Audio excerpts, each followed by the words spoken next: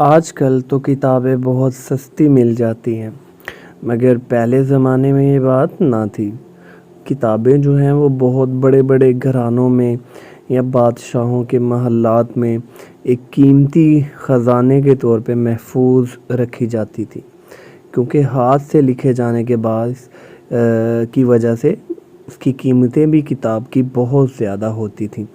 ایک بادشاہ تھا جس کے پاس چند کتابیں پڑھی ہوئی تھیں، جن میں لکھائی کے علاوہ جگہ جگہ خوبصورتی کے لیے مختلف قسم کی تصویریں بھی بنی ہوئی تھیں۔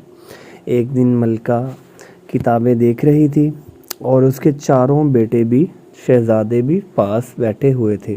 انہوں نے کہا، امی جان، یہ کتابیں ہمیں بھی دکھائیں۔ ماں نے کتابیں دکھائیں تو تین بیٹے صرف تصویروں کو دیکھ کر خوشی کے ساتھ ورق پلٹتے رہے، مگر چھوٹے لڑکے نے کہا، ان میں لکھا کیا ہے ماں جی؟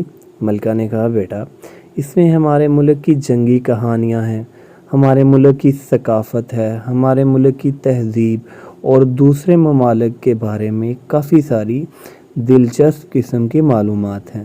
چھوٹے بچے نے کہا، میں انہیں پڑھ کیوں نہیں سکتا؟ ملکہ نے جواب دیا، بیٹا، لکھی ہوئی چیزیں صرف علم والے ہی پڑھ سکتے ہیں، اور علم محنت سے آتا ہے۔ لڑکے نے جواب دیا، تو میں ضرور پڑھوں گا۔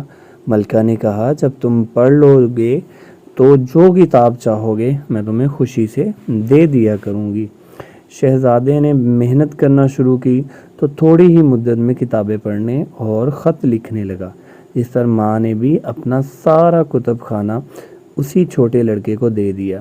یہ شہزادہ الفڑ اعظم تھا، جو انگریزوں میں ایک مشہور عالم بادشاہ گزرا ہے۔